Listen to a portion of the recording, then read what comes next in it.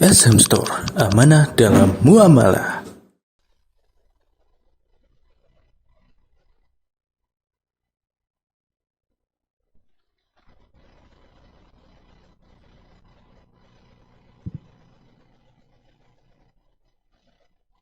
Bismillahirrahmanirrahim. Assalamualaikum warahmatullahi wabarakatuh. Innal hamdalillah nahmaduhu wa nasta'inuhu wa nastaghfiruh wa na'udzu billahi min syururi anfusina wa min sayyiati a'malina. Man yahdihillahu fala mudilla lahu wa man yudlil fala hadiya lahu. Asyhadu an la ilaha illallah wahdahu la syarika lah wa asyhadu anna Muhammadan abduhu wa rasuluh. Allahumma salli wa sallim wa barik ala nabiyyina Muhammadin wa ala alihi wa sahbihi ajma'in wa man tabi'ahum bi ihsanin ila yaumiddin, amma ba'du. Ma'asyiral muslimin, para jamaah sekalian rahimakumullah. Nikmat Allah yang sangat agung yang diberikan kepada kita adalah nikmat iman. Kemudian lebih mulia lagi adalah istiqamah di atas iman. Dan untuk istiqamah membutuhkan sarana-sarana. Kita harus doa kepada Allah supaya diberikan keistiqomahan. Yang kedua, kita harus senantiasa belajar ilmu agama Allah Subhanahu wa ta'ala.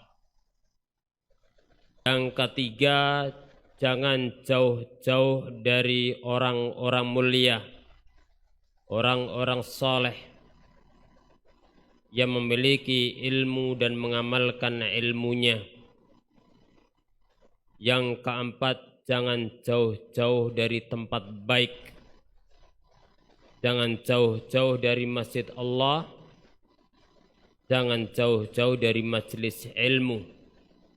Maka itu sarana-sarana penting untuk bisa istiqamah di atas jalan Allah, di atas keimanan, di atas sunnah Nabi Sallallahu Alaihi Wasallam. Insya Allah pada pertemuan yang mulia ini kita akan membahas tentang tema pelajaran-pelajaran penting, hikmah-hikmah dari ibadah Ramadan, terutama puasa, dan pengaruhnya dalam akidah, dalam ibadah, dalam akhlak, dan dalam kehidupan kita. Kenapa ma'asyiral muslimin ini harus kita bahas? Kenapa harus kita bahas pembahasan tentang pelajaran-pelajaran atau hikmah daripada ibadah puasa?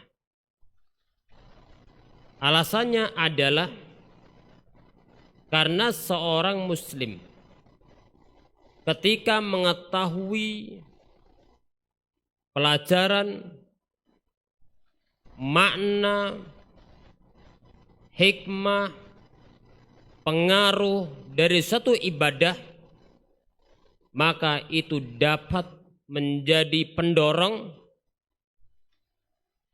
untuk menjalankan ibadahnya dengan sempurna.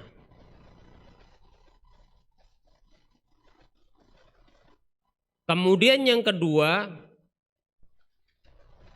akan menjadikan seorang semangat, bertambah hari bertambah semangat untuk menjalankan ibadahnya.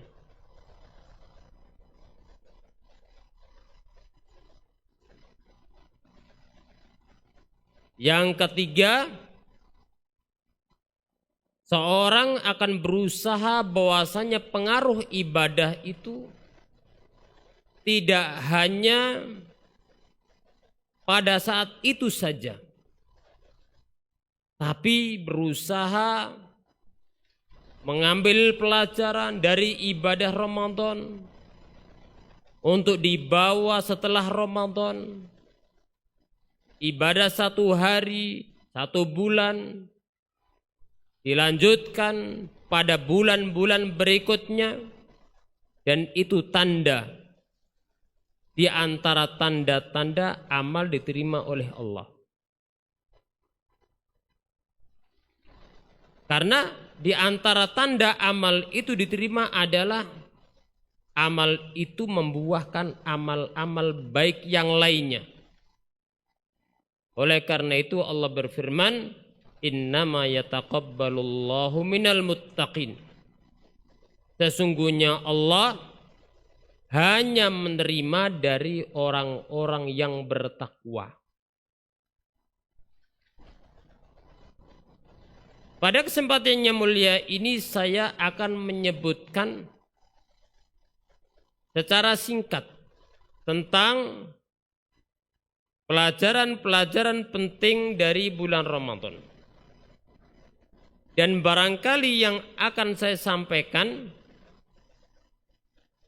ada tikrar, ada pengulangan. Karena memang ilmu itu adalah murajaah, harus diulang-ulang.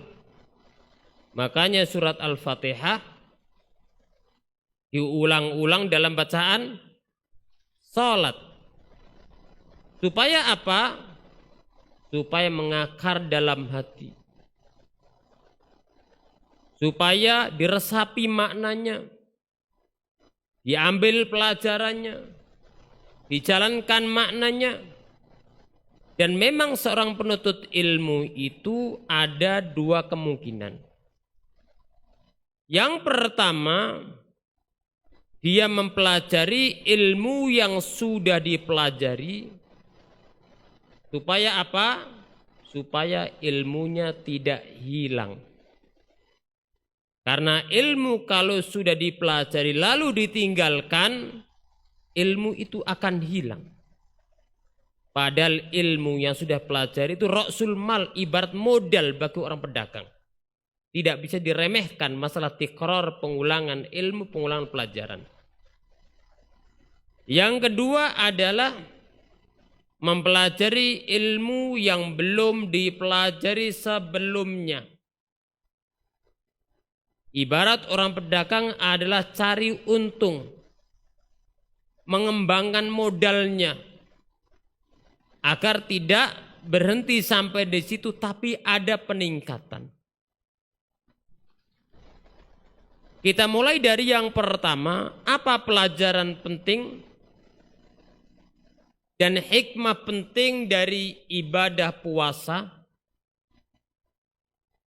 Yang pertama, bahwa puasa mengajarkan kepada kita keikhlasan. Ibadah puasa mengajarkan kepada kita keikhlasan. Di dalam hadis riwayat Imam Bukhari dan Muslim dari sahabat yang mulia Abu Hurairah radhiyallahu taala anhu, dari Nabi sallallahu alaihi wasallam beliau bersabda, "Man shoma Ramadhana imanan wa ihtisaban, ghufira lahu ma taqaddama min dzambihi." Barang siapa yang puasa di bulan Ramadan dengan dasar iman. Iman di sini artinya adalah mengimani bahwasanya puasa itu perintah Allah.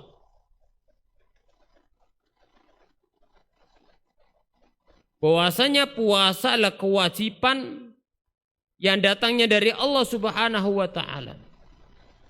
Iman wahtisaban. Dan ketika dia puasa, dia mengharapkan pahala dari Allah, mengharapkan ganjaran dari Allah Subhanahu wa taala. Dan ini bagian dari keikhlasan. Kalau berharap dari manusia, ketika beramal soleh, berharap sanjungan, pujian dan seterusnya, masuk yang dapat merusak amal. Tapi kalau berharapnya seorang hamba ketika beramal kepada Allah, maka ini termasuk keikhlasan. Oleh karena itu Nabi Shallallahu Alaihi Wasallam menjanjikan, siapa yang puasa dengan dasar iman dan ihtisab tadi akan diampuni dosa-dosanya yang telah lalu. Ini menunjukkan agungnya ibadah puasa di bulan Ramadan. Oleh karena itu para salaf dahulu semangat luar biasa. Mereka menyambut Ramadan dengan penuh antusias, dengan penuh kebahagiaan. Mereka menyadari bahwasanya kesempatan yang Allah berikan untuk berpuasa, untuk beramal di bulan Ramadan ini merupakan nikmat agung, rezeki yang mulia. Ibaratnya ada seorang kalau berdagang atau bertani, modalnya sedikit, waktunya singkat, tapi hasilnya berlipat-lipat yang itu tidak bisa diraih pada waktu-waktu yang lainnya. Qul bi fadlillahi wa bi rahmatihi fabidzalika falyafrahu wa khairu mimma yajma'un. Katakan Muhammad, dengan karunia Allah dan rahmatnya lah hendaknya mereka bahagia orang-orang beriman. Karena itu lebih baik dari apa yang mereka kumpulkan dari dunia.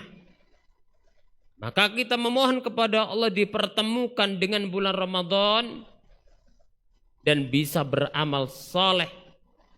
Di antara amal mulia setelah kewajiban tentunya salat, atau yang paling mulia yang berkaitan dengan khusus Ramadan adalah puasa Ramadan. Puasa Ramadan. Karena ini memberikan efek ghufira lahu ma taqaddama min dzambi. Akan mengampuni dosa-dosa yang telah lalu. Berarti ini syaratnya apa? Imanan wahtisaban. Dan itu adalah keikhlasan. Itu adalah keikhlasan. Dan seorang apabila berpuasa atau beramal apa saja di antara amal-amal soleh, lalu dasarnya adalah keikhlasan, dasarnya adalah keimanan dan ihtisab mengharapkan pahala dari Allah, maka dia akan memperoleh hal-hal mulia. Satu, dia akan ridho penuh dengan syariat tadi. Walaupun puasa panjang, tidak pernah keluh kesah. Ridho sepenuhnya dengan syariat yang mulia ini. Yang kedua, akan memberikan ketenangan jiwa. Orang kalau beramal tapi tidak ada dasar iman dan ihtisab, tidak ada dasar keikhlasan, tidak akan merasakan ketenangan dalam jiwanya. Berbeda ketika seorang beramal di antaranya puasa, dasarnya imanan wahtisaban, dasarnya adalah keikhlasan, maka akan mendapatkan ketenangan dalam jiwa. Dia puasa, tenang hatinya. Yang ketiga, akan menjadikan hatinya lapang. Hatinya lapang. Ini maknawi. Dadanya lapang. Yang keempat, dia akan merasa bahagia dengan menjalankan ibadah puasa. tidak menginginkan hari-hari puasa cepat lewat. Bahkan berharap supaya lebih panjang hari-harinya, berharap bulannya lebih panjang kalau bisa, karena bahagia dengan syariat tadi.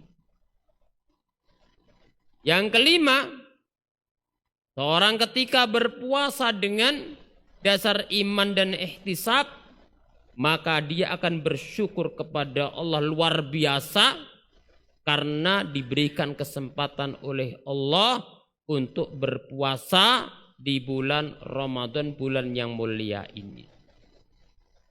Ma'asyiral muslimin rahimani wa rahimakumullah. Lalu bagaimana agar kita bisa mewujudkan keikhlasan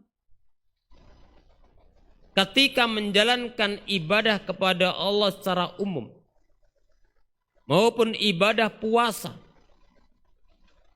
Walaupun puasa itu ibadah yang sangat sulit untuk masuk di dalamnya riya atau sum'ah. Ibadah paling dominan keikhlasannya adalah puasa. Karena Nabi Shallallahu Alaihi Wasallam bersabda, Allah berfirman dalam hadits qudsi, yang mana Allah berfirman, kullu amal ibni Adam lah illa siyam. Semua amalan anak Adam itu untuknya kecuali puasa. Fa innahu li wa ana azibihi. Aku yang akan membalasnya. Puasa untukku, aku yang akan membalasnya.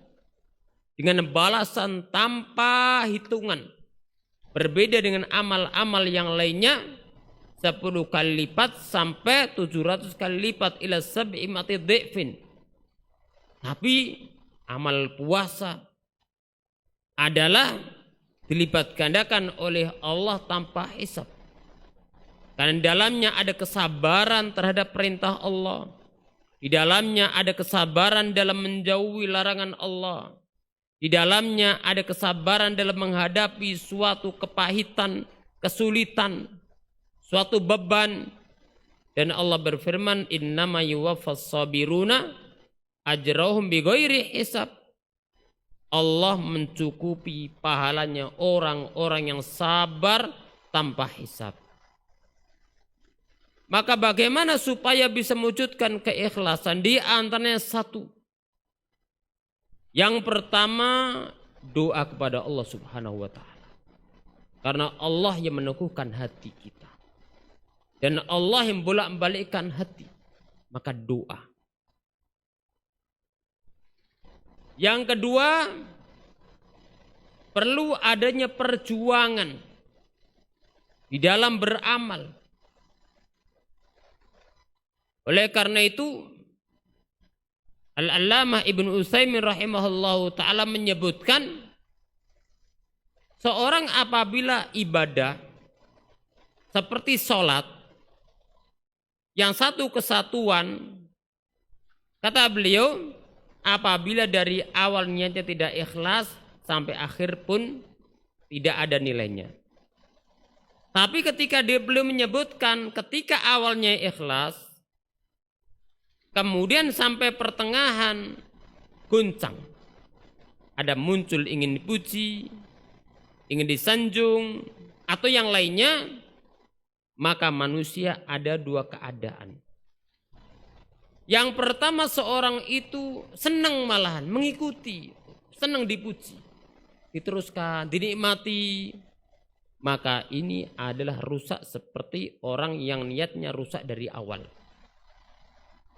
Tapi apabila munculnya pengen riak tadi, ingin dipuji dan seterusnya, di tengah tapi ada perjuangan, dilawan, dia ada bisikan kembali kepada Allah, maka ini tidak memudaratkan amalnya. Karena ada perjuangan untuk menolak riak atau sum'ah tadi. Sanjungan-sanjungan yang muncul. Jiwa kadang-kadang ingin disanjung, maka harus dipatahkan, harus dilawan. Apabila ada perlawanan, maka ini tidak memudaratkan amalnya. Dan ini adalah penjelasan yang luar biasa. Karena apa? Kalau seandainya setiap muncul riya, sum'ah dalam jiwa, tidak dibedakan antara orang yang berjuang dengan tidak, maka saya kira tidak ada yang selamat dari manusia. Karena riya sifatnya muncul tiba-tiba. Maka perlu adanya perjuangan. Yang ketiga, untuk mewujudkan keikhlasan adalah harus dengan mengingat yang manfaat hanyalah penilaian Allah.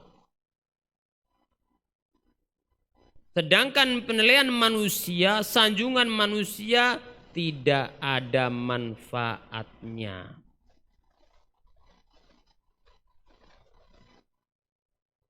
Kemudian yang keempat, dengan cara melihat perjalanan hidup dan ibadahnya para anbiya, para generasi awal umat Islam, as-salafus saleh. Mereka orang-orang yang lebih bersih hatinya, maka lebih maksimal dalam mewujudkan keikhlasan, maka kita perlu mencontoh mereka.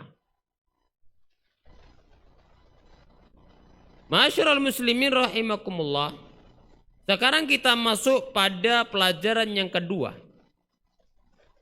Bahwasanya puasa itu mengajarkan kepada kita ittiba'us sunnah. Mengikuti tuntunan baginda Nabi sallallahu alaihi wasallam. Mengikuti aturan dan syariat Allah dan Rasulnya. Lihatlah orang-orang yang berpuasa. Ketika ditentukan waktunya puasa, langsung dia menjalankan puasa. Ketika sudah tampak bulan Syawal atau sudah genap Ramadan dengan 30 hari, langsung berhenti. Walaupun bisa nambah, dia kuat untuk melanjutkan puasa. Kenapa berhenti? Karena sadar ini aturan Allah Subhanahu wa ta'ala. Ditentukan waktunya, maka seorang muslim harus menyesuaikan syariat dalam masalah waktu yang telah disebutkan oleh syariat Allah. Dan ini ittiba, mengikuti tuntunan. Ketika datang waktunya sahur, berakhir sahur, dia berhenti, padahal dia pengen makan masalah. Ketika datang buka, dia segera buka. Kenapa? Berakhir waktunya. Menunjukkan ketundukan seorang muslim terhadap syariat Allah Subhanahu wa ta'ala. Kalau seandainya ketundukan manusia, seorang muslim terhadap syariat Allah merasa cukup dengan tuntunan seperti taatnya dalam ibadah puasa, mengawali dengan mengakhiri, serta menjalankan diperintahkan, menjauhi yang dilarang, maka insya Allah kaum muslimin benar-benar bisa mewujudkan sunnah Nabi Sallallahu Alaihi Wasallam. Maka yang kita pelajari dari Ramadan perlu kita wujudkan dalam ibadah-ibadah yang lainnya. Karena pelajaran Ramadan tidak hanya untuk bulan Ramadan, tapi untuk hari-hari berikutnya, untuk waktu-waktu yang lainnya. Dan itu dampak, bahkan tanda di antaranya seorang ketika berpuasa di bulan Ramadan. Dan beramal itu harus senantiasa kita ingat 5 wa kaifa. Yang pertama 5, kenapa Anda beramal? Apa tujuannya? Yang kedua, kenapa? Bagaimana yang kedua? Bagaimana? Bagaimana itu caranya? Maka pertanyaan pertama membutuhkan keikhlasan beramal. Hendaknya kita berjuang, berusaha terus agar amal kita kerjakan karena Allah. Dan bagaimana mengamalkannya? Kita berusaha, berjuang supaya amal kita sesuai dengan tuntunan sunnah ajaran Nabi Sallallahu Alaihi Wasallam. Bagaimana supaya amal kita bisa sesuai dengan tuntunan baginda Nabi Sallallahu Alaihi Wasallam? Yang pertama adalah minta hidayah kepada Allah Subhanahu wa ta'ala. Dahulu para salaf meminta hidayah kepada Islam dan sunnah. Tertunjukkan oleh Allah Subhanahu wa ta'ala. Yang kedua, dengan cara mempelajari ilmu syariat Allah. Qala Allah wa qala Rasul wa qala sahabah. Firman Allah, sabda, perbuatan, ketetapan Rasulullah sallallahu alaihi wasallam dan cara beragamanya para sahabat.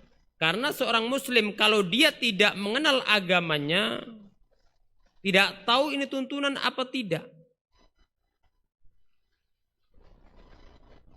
Padahal cara diterimanya amal harusnya tuntunan. Dan tidak akan mungkin dia bisa beramal bahwa amal saya tuntunan kecuali apabila dia memahami ini ada dasarnya dalam agama kita. Yang kedua, perlu berilmu dan ini penting. Salah satu sebab keistiqoman adalah belajar ilmu. Kita lupa, balik lagi. Kita ingin bergeser, kembali lagi kepada jalan yang benar, ilmu. Makanya generasi awal umat Islam dahulu, mereka sabitun ala sunnah. Terutama para sahabat Nabi sallallahu alaihi wasallam. Terutama sabiqun al-awwalun. Mereka sudah masuk Islam, mereka sulit mereka keluar dari Islam. Dan itu diakui oleh sahabat Sufyan bin Muawiyah bin Abi Sufyan sebelum dia masuk Islam. Ketika ditanya oleh Heraklius, apakah mereka, bagaimana dengan umat mereka, umat Nabi Muhammad, kalau sudah masuk tidak keluar? Kenapa? Karena mereka masuk dengan hujjah, punya pegangan agama ini. Tapi apabila seorang masuk Islam tapi dia tidak kenal Islamnya, ini bahaya. Atau dia masuk Islam mempelajari tapi Islam yang salah pemahamannya, menyimpang dari pemahaman Islam yang benar, maka ini bahaya. Bisa jadi dia akan keluar dari Islam tanpa hujjah juga, karena tidak memahami hakikat Islam. Kemudian yang ketiga, jadi yang pertama tadi berdoa minta hidayah. Yang kedua adalah mempelajari. Yang ketiga, supaya bisa beramal sesuai dengan tuntunan sunnah, ingat keutamaan orang-orang yang beramal sesuai dengan tuntunan sesuai sunnah. Dan ingat peringatan Nabi Shallallahu Alaihi Wasallam, dasar tuntunan syariat tiwas capek, tapi ditolak oleh Allah Subhanahu wa taala. Man amila amalan laisa alai amruna fahuwa raddun. Siapa mengamalkan suatu amalan tidak ada sendiri kami, maka amal tertolak. Dengan demikian seorang akan berusaha agar beramal sesuai tuntunan baginda Nabi sallallahu alaihi wasallam. Kemudian yang ketiga, ma'asyiral muslimin, di antara pelajaran penting ibadah puasa, bahwasanya ibadah puasa ini mengajarkan kepada kita ketakwaan. Dan ini adalah intisari. Bahkan ini hikmah tujuan puasa yang paling menyangkut. Sebenarnya kalau disimpulkan, semua pelajaran, semua hikmah, semua pelajaran, semua makna, rahasia di balik syariat ibadah puasa kembalinya kepada ketakwaan. Yang lainnya adalah perincian, yang lainnya cabangnya.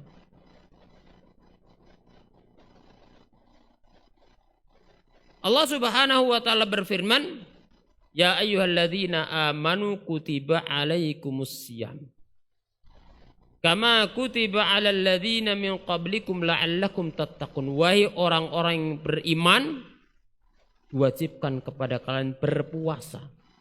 Sebagaimana diwajibkan kepada orang-orang sebelum kalian supaya apa? La'allakum tattaqun. Berarti pelajaran agung, hikmah mulia dari syariat puasa adalah la'allakum tattaqun, agar kalian menjadi orang-orang yang bertakwa. Para ulama ketika memberikan definisi tentang takwa beraneka ragam, yang paling pendek dan paling mencakup definisi takwa adalah imtithalu khitab syar'i, menjalankan khitab syariat, yaitu menjalankan Al-Quran dan Sunnah Nabi Sallallahu Alaihi Wasallam.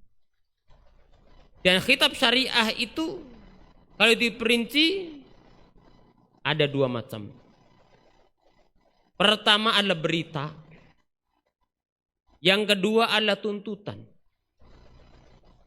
Tuntutan kalau diperinci menjadi dua. Tuntutan untuk menjalankan, yaitu perintah. Yang kedua tuntutan untuk meninggalkan, yaitu larangan. Berarti ketakwaan itu adalah membenarkan dan mengimani berita-berita Al-Quran dan Sunnah, kemudian menjalankan perintah-perintahnya dan menjauhi larangan-larangannya. Coba perhatikan dalam ibadah puasa. Berita-berita yang ada dalam Al-Quran tentang puasa dan sunnah, kaum muslimin tunduk mengimani.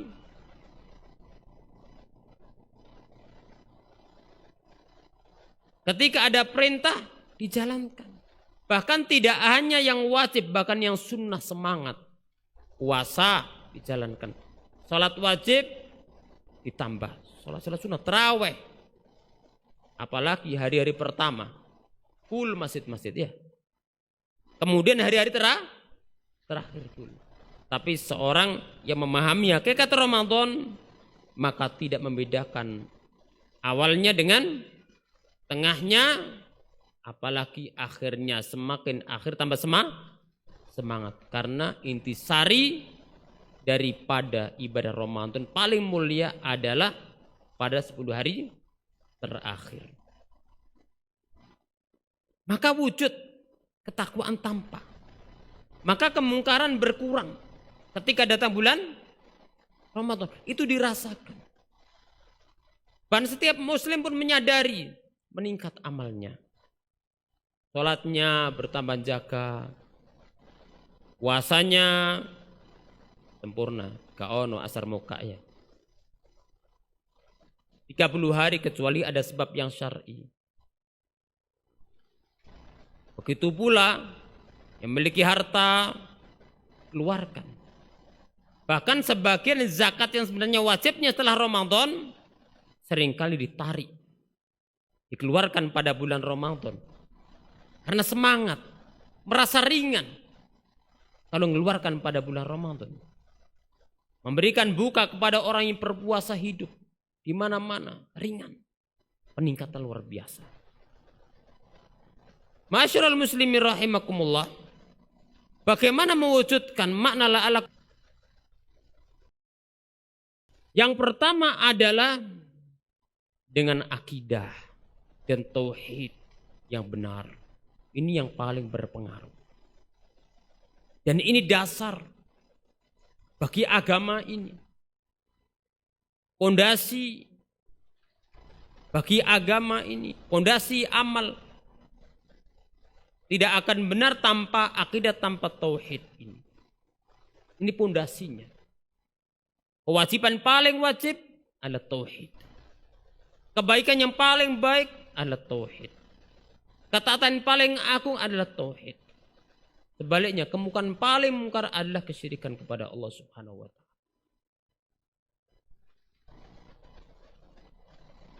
Maka yang pertama akidah, tauhid ini harus pelajari. Karena ini pondasinya, asasnya. Dan ketika seorang memiliki tauhid kemudian dia ingin goyang, bergeser, maka akan kembali kepada Allah Subhanahu wa taala. Apalagi seorang ketika memahami tauhid al-asma wa sifat, Setelah memahami tentang uluhiyah, dia memahami tentang asma dan sifat. Memahami nama-nama Allah. Allahumma Rahman, berharap hanya kepada Allah. Rahim, ketika Allah melihat. Allah khabir, maha teliti, maka merasa diawasi oleh Allah. Dan itu ada pada ibadah puasa. Makanya seorang tidak berani kemudian makan, minum siang hari walaupun tidak ada orang. Kenapa? Merasa muraqabah, dan itu ketakwaan. Dan ini kalau seandainya bisa dijalankan di dalam semua ibadah dan semua waktu, sepertinya tidak jadi manusia. Mungkin jadi malaikat kabeh. Kenapa? Bagaimana seorang itu merasa dimuraqabah oleh Allah saat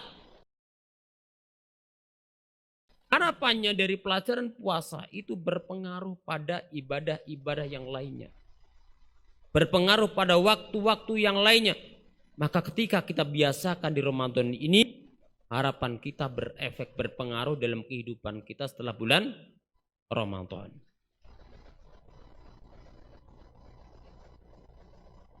Kemudian yang berikutnya untuk menumbuhkan ketakwaan adalah ingin berteman dengan teman-teman baik. Karena manusia itu anak lingkungan. Lingkungan berpengaruh. Berpengaruh lingkungan. Banyak orang menjadi baik, sebabnya apa? Teman. Banyak orang jadi rusak, sebabnya apa? Teman. Lihat Abu Thalib, dekat dengan Nabi. Tapi ketika memiliki teman-teman yang rusak, ketika mau meninggal dunia pun didatangi, dihalangi untuk masuk Islam, untuk mengucapkan 2 kalimat syahadat la ilaha illallah, dihalangi. Maka teman baik itu berpengaruh dalam hidupnya maupun manfaat ketika mau meninggal dunia, dan manfaat setelah meninggal dunia, manfaat di akhirat. Teman buruk itu bahaya saat hidupnya, saat mau meninggal dunia, bahkan saat meninggal dunia, bahkan berbahaya ketika di akhirat. Maka teman baik itu berpengaruh pada agama seorang muslim. Kemudian yang keempat, di antara pelajaran ibadah Ramadan, ibadah puasa adalah bahwa puasa mengajarkan kepada kita sifat al-hilm, sikap kelemah lembutan, sikap tidak balas dendam. Di dalam hadis riwayat Imam Bukhari dan Muslim dari sahabat yang mulia Abu Hurairah radhiyallahu taala anhu, dan tadi sudah disampaikan oleh Ustadzuna Farid Al-Batati hafizahullah taala, Nabi sallallahu alaihi wasallam bersabda, "Idza kana saumu yaumi ahadikum, idza kana yaumu saumi ahadikum, fala yarfuth wala yaskhab, fa in sabbahu ahadun aw qatalahu falyakul innis shaim." Apabila saat hari puasa seorang di antara kalian apabila menjalankan puasa, maka jangan berbuat rafath, ucapan keji, jangan sampai ucapan jorok, saling melaknat, wala yaskhab, dan jangan bersikap kasar, jangan berucap kasar. Bahkan apabila dicaci seorang atau diganggu, qatalu artinya naza'ahu, diganggu, disakiti, fal yakul ini shaim, hendaknya dia mengatakan aku berpuasa. Jawabannya apa? Ini aku berpuasa. Puasa kok bilang-bilang. Maksudnya apa? Aku berpuasa mengingatkan diri kita supaya tidak ngelateni. Tidak melateni orang tadi. Yang kedua, peringatan bagi orang tersebut supaya tidak mengganggu. Maka hadis ini memberikan kepada kita pelajaran. Yang pertama adalah luzumul hilmi, yaitu berusaha untuk menjalankan sifat atau sikap al-hilm, santun, kesabaran, dan menahan amarah. Yang kedua, membalas suatu keburukan dengan yang lebih baik. Dan manusia berkaitan dengan orang yang mengganggu itu ada 3. Yang pertama adalah orang-orang yang membalas keburukan dengan keburukan yang lebih dahsyat. Maka ini kezaliman. Membalas keburukan dengan keburukan yang lebih. Ini kezaliman.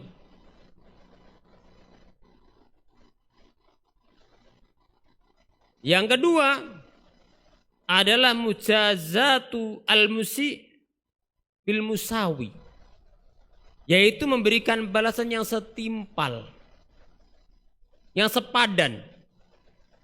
Ini hukumnya adalah jawaz, ini boleh. Akan tapi kalau melebihi jadinya perbuatan zalim. Dan ada yang ketiga, dan ini yang paling utama, yang paling mulia. Dan seorang muslim hendaknya berusaha berjuang untuk menjadi yang ketiga ini, yaitu membalas suatu keburukan dengan yang lebih baik. Dan Allah Subhanahu wa taala berfirman, "Fa in uqibtum fa'aqibu bimithli ma uqibtum bih. Wa la in sabartum lahu khairul lisabirin." Maka ini menyebutkan 2 jenis, yaitu membalas dengan setimpal. Yang kedua adalah membalas dengan yang lebih baik. Lahu khairul lisabirin. Maka itu lebih baik bagi orang-orang yang sabar. Lebih baik, lebih baik. Maka ini yang hendaknya kita usahakan, walaupun berat.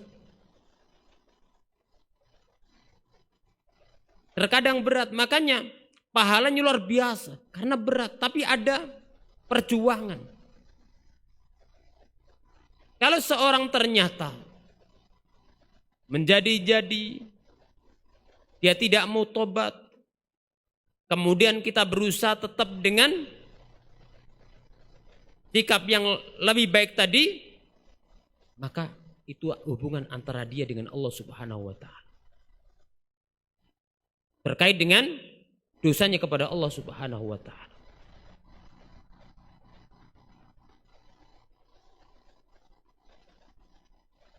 Maka di sini di dalam hadis tadi Nabi Shallallahu alaihi wasallam mengajarkan kepada kita supaya kita menjaga puasa kita dari yang dapat merusak puasa. Yang kedua, Nabi Shallallahu alaihi wasallam ingin mendidik kita supaya berakhlak dengan akhlak yang mulia. Tidak hanya pada Ramadan, tapi harapannya berefek, berpengaruh pada bulan-bulan yang lainnya. Karena setiap amal itu pasti ada efeknya. Pengaruhnya ketika maksimal berarti ibadah kita maksimal. Tapi ketika pengaruhnya ternyata sedikit, berarti ibadah kita kurang maksimal. Amal kita kurang maksimal, maka perlu kita sempurnakan dan kita perbaiki. Kemudian pelajaran berikutnya,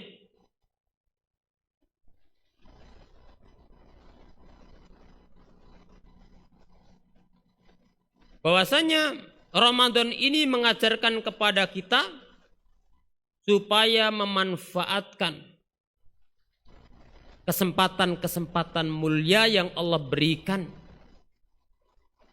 Ramadan ada namanya Lailatul Qadar. Lailatul Qadar. Ini waktu yang luar biasa. Berarti dalam amal itu, amal kapanpun mulia.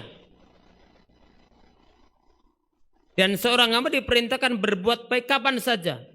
Karena Allah Tuhannya manusia dan Tuhannya bulan, makhluk, tidak hanya Ramadan.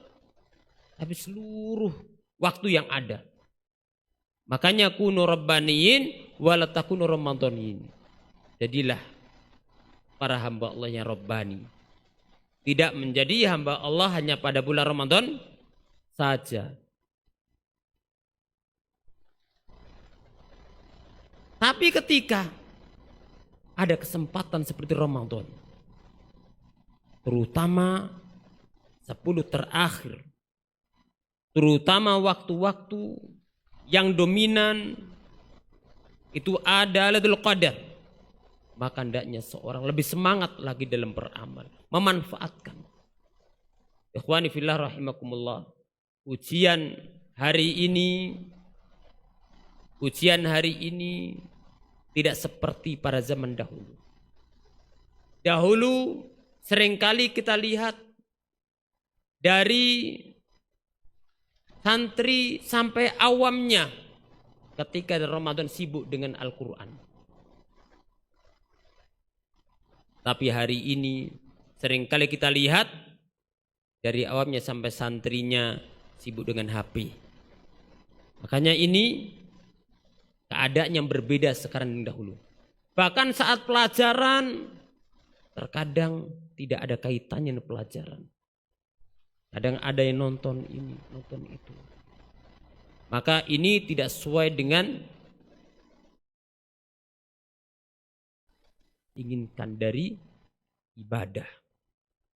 Pada dahulu para sahabat dahulu ketika mendengar Nabi Shallallahu Alaihi Wasallam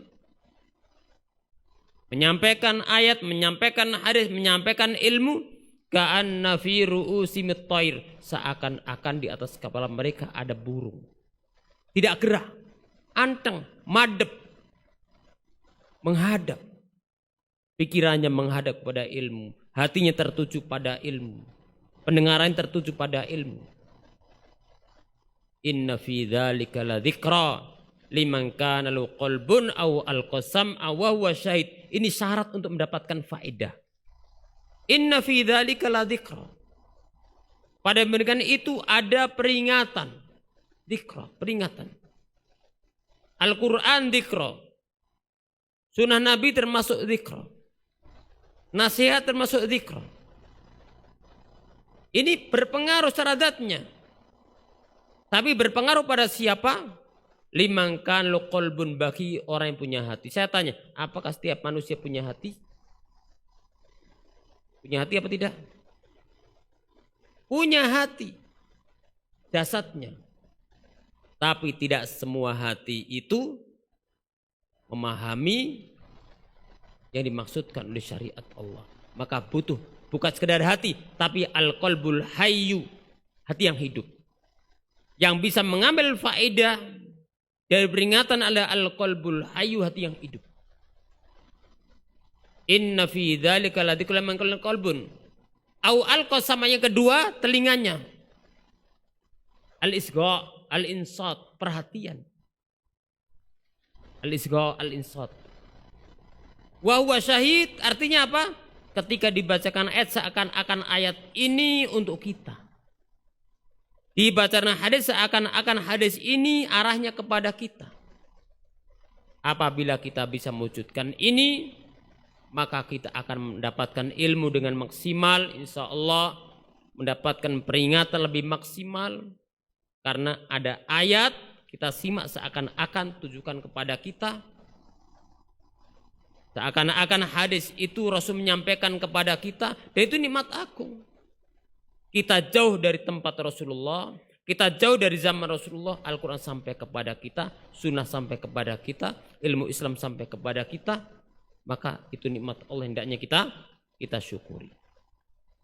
Ma'asyiral muslimin rahimakumullah, maka ketika sebelum Ramadan kita persiapkan, kita manage HP kita. Ini bahaya HP ini. Yang paling banyak waktu pada zaman ini HP. Lihat orang-orang duduk atau orang-orang yang ada pertemuan atau mungkin secara umum seringkali adalah hatinya bergantung dengan HP. Padahal yang dapat naungan pada kiamat qalbu mu'allaqun bil masajid. Maka ini perlu kita ada perjuangan diri kita supaya qalbu mu'allaqun bil masajid. Dan syiar-syiar Allah Subhanahu wa taala, ilmu dan seterusnya dari perkara-perkara kebaikan. Maka datangnya Ramadan jangan sampai tidak kita manfaatkan. Manfaatkan dengan beramal soleh, kita manfaat dengan mengambil pelajaran, semoga bisa kita jalankan pada hari-hari berikutnya. Kemudian yang berikutnya, yang keberapa? Yang ke-6. Ramadan mengajarkan kepada kita al-jud, kedermawanan.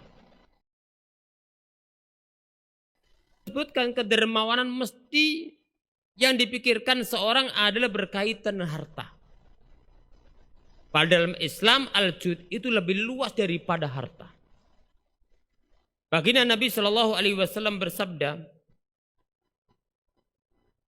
dari sahabat Ibnu Abbas radhiyallahu taala anhu menyifati Nabi Shallallahu Alaihi Wasallam dalam hadits Bukhari dan Muslim, karena Rasulullah Shallallahu Alaihi Wasallam ajwadan nas. Rasulullah manusia yang paling dermawan. Wa kana ajwada ma yakunu fi Ramadan. Lebih dermawan lagi adalah ketika datang bulan Ramadan. Hina yalqahu Jibril, ketika berjumpa dengan Jibril. Kenapa? Rasulullah ketika berjumpa dengan Jibril kok tambah semangat. Apakah Rasulullah riak dengan Jibril supaya dipuji Jibril? Tidak, tapi ini pengaruh teman baik. Ketika berjumpa dengan orang-orang mulia, itu menumbuhkan semangat. Makanya harus ketika berjumpa dengan Jibril alaihissalam, tambah semangat. Hina yalqahu Jibril wa yudarisul Quran. Maka bermudarasah. Rasulullah membaca, disimak Jibril alaihissalam. Jibril membaca alaihissalam, disimak Nabi Shallallahu Alaihi Wasallam. Kemudian Ibnu Abbas mengatakan, Rasulullah lebih dermawan daripada angin yang menghembus. Apa makna kedermawan di sini? Disebutkan oleh Fadilatu Syekh Abdul Masin Al-Abbad hafizahullah taala, kedermawan di sini mencakup 4 makna. Yang pertama adalah berkaitan dengan harta. Dan seorang ketika datang puasa meningkat. Ada yang wajib seperti zakat, sedekah, yang sunnah iftar, bantu orang lain, dan sebagainya. Rasulullah itu seorang paling dermawan. Bahkan sampai orang-orang Makkah dahulu mengatakan Muhammad la yakhaful faqr, tidak takut kefakiran. Sehingga sebagian orang itu masuk Islam, kenapa? Banyak diberi oleh Nabi Shallallahu Alaihi Wasallam. Dan ngajak teman-temannya supaya masuk Islam. Kenapa? Muhammad la yakhaful faqr, diberi Nabi Shallallahu Alaihi Wasallam. Maka sifat Nabi Shallallahu Alaihi Wasallam al-jud, ini yang pertama. Yang kedua, kedermawanan Nabi Shallallahu Alaihi Wasallam adalah mencakup kedermawanan dengan al-jah, yaitu posisi di masyarakat, kedudukan, kemuliaan. Karena terkadang ada manusia itu tidak hanya bisa dibantu dengan harta. Bahkan dia tidak butuh bantuan dengan harta, tapi dia butuh bantuan dan posisi di masyarakat. Ada masalah dengan masyarakat, maka butuh bantuan dengan posisinya. Ada masalah, maka diberikan penyelesaian Nabi Shallallahu Alaihi Wasallam. Ada masalah dengan orang yang lebih tinggi, dia sulit menembusnya, melewati baginda Nabi Shallallahu Alaihi Wasallam. Lama bukan masalah hudud. Maka posisi penting. Maka orang yang punya posisi di masyarakat, punya kedudukan, punya jabatan, yang dipandang masyarakat, dia bisa jadi satu, menjadi kunci di antara kunci-kunci kebaikan. Tapi apabila salah gunakan, maka bisa menjadi kunci di antara kunci-kunci keburukan. Bisa menjadi islah, perbaikan bagi manusia banyak. Manfaatnya luar biasa dan pahalanya luar biasa. Karena manfaatnya banyak. Dan di antara sebab amal yang nilainya besar adalah ketika amal itu manfaatnya muta'addiyah, tidak hanya bagi pelakunya, tapi manfaat bagi orang banyak. Maka apabila Anda diberikan oleh Allah kehormatan di masyarakat, posisi di masyarakat, kemuliaan, maka manfaat untuk kebaikan. Dan ini bagian daripada khairun nas anfa'hum linnas, sebaik-baik manusia yang paling bermanfaat bagi manusia yang lainnya. Masyarul muslimin rahimakumullah. Kemudian makna yang ketiga dari kedermawanan Nabi Shallallahu Alaihi Wasallam adalah kedermawanan dengan al-ilmu, dengan ilmu, dengan irsyad, dengan taujih, bimbingan, ilmu, pengarahan. Maka ini bagian daripada kedermawanan. Makanya Nabi Shallallahu Alaihi Wasallam kalau ditanya tentang suatu pertanyaan, mari jawabannya itu jawab pertanyaan plus lebih seringkali. Beliau ditanya tentang kunna narkabul bahr wa laisa ma'ana illa qalil minal ma'. Ana tawadda'u min ma'il bahr. Wahai Rasulullah, kami menyeberangi lautan. Kami tidak punya air kecuali sedikit. Apakah boleh kita berwudu dengan air laut? Kalau kita ditanya pas jawabannya boleh atau tidak? Boleh. Boleh. Tapi kalau boleh berarti hanya jawab tentang wudu pakai air laut. Tapi Nabi Shallallahu Alaihi Wasallam mengatakan wattahuru ma'uhu al-hillu maitatuhu. Airnya suci. Kalimat airnya suci, air laut itu suci, tidak hanya menjawab wudu.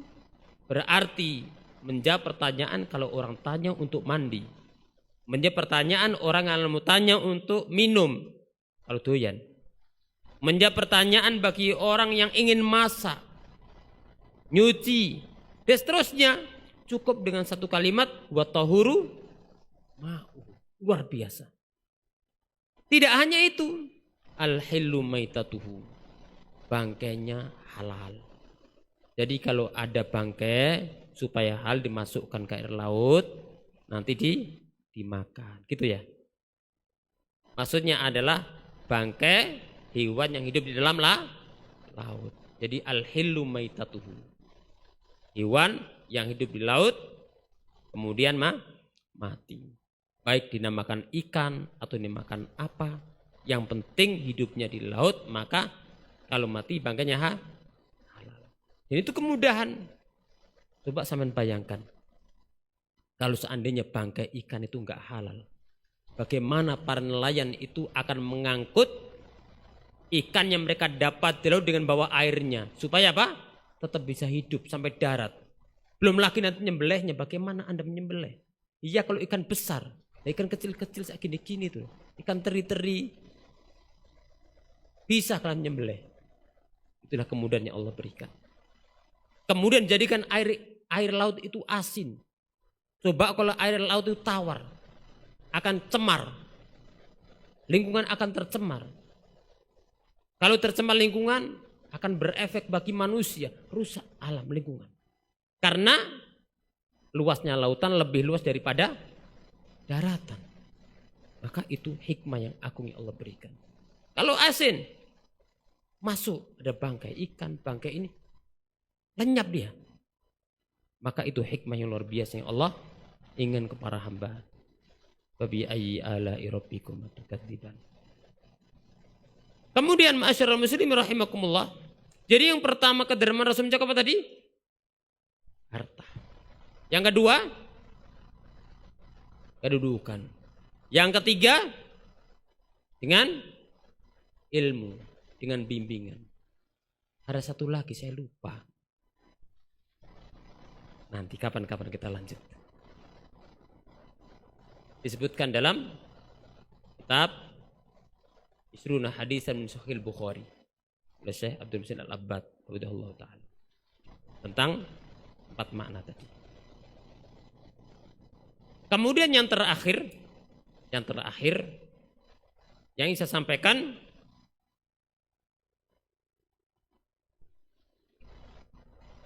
adalah yang keempat, ingat sekarang. Kedermawan Rasulullah adalah mencakup akhlaknya, muamalahnya. Ini bagian daripada kedermawanan.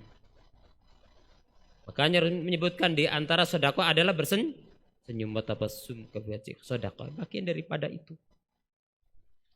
Maka ini bagian daripada samahatul Islam. Muamalah yang baik, bagian dari kedermawanan. Dari kedermawanan dengan jiwa. Al-Mu'allif sahabat menyebutkan dengan binafsihi, kedermawanan dengan jiwa. Dengan jiwa.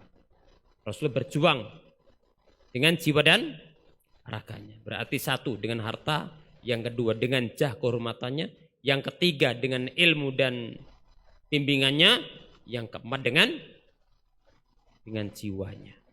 Kenapa? Jiwanya ya. Ulangi lagi. Satu, harta. Kedua, kedudukan. Ketiga, ilmu dan bimbingan. Yang keempat adalah dengan jiwa, dengan akhlak. Yang terakhir, bahwasanya Islam mengajarkan kepada kita salah satu ciri khas agama Islam, yaitu at-taisir, kemudahan. Taisir, kemudahan. Oleh karena itu, ibadah puasa tidak Allah syariatkan untuk setiap manusia, tapi hanya bagi orang yang mampu. Faman kana minkum maridun aw ala safarin fa iddatu min ayyamin ukhra. Barang siapa yang sakit atau dalam perjalanan, maka baginya bisa mengganti pada hari yang lainnya. Lanjutan ayat, yuridullah bikumul yusra wa la yuridu bikumul usra. Allah mengenai kemudahan, tidak menghalang kesulitan. Oleh karena itu ingat, Islam itu dasarnya adalah mudah. Ketika ada sebab, maka datang kemudahan yang lainnya. Dan itu tampak dalam ibadah puasa. Tampak pada ibadah puasa. At-taisir, kemudahan dalam ibadah puasa. Ketika ada sebab, ada kemudahannya. Boleh nggak puasa. Wudu, mudah. Ketika ada sebab, boleh tayam. Salat, harus berdiri dengan penuh rukun dan syaratnya. Dengan rukunnya. Tapi ketika ada sebab, boleh dengan duduk. Nggak bisa dengan berbaring. Ini kemudahan. Oleh karena itu, ketika seorang hamba mengetahui kemudahan Islam, keindahannya, makna, hikmah dan pelajaran, di antara hikmahnya adalah dapat menguatkan keimanan seorang hamba. Mudah-mudahan Allah Subhanahu wa taala memberikan taufik kepada kita agar bisa menjalankan ibadah yang mulia ini. Berjumpa dengan Ramadan, bisa beramal soleh dan bisa mempelajari hikmah pelajaran darinya. Yang disebutkan tadi hanya isyarat, selebihnya lebih banyak daripada yang sudah disebutkan. Dan mudah-mudahan Allah Subhanahu wa taala memberikan ilmu dan mudahkan beramal. Dan sungguhnya Allah Subhanahu wa taala Maha Rahman, Maha Rahim, rahmatnya lebih luas daripada kemurkaannya. Dan kita berharap supaya Allah menerima amal-amal kita semua. Aku qouli hadza wa jazakumullahu khairan. Tutup dengan doa kafaratul majlis. Subhanakallahumma hamdika asyhadu an la ilaha illa anta astaghfiruka wa atubu ilaik. Assalamualaikum warahmatullahi wabarakatuh.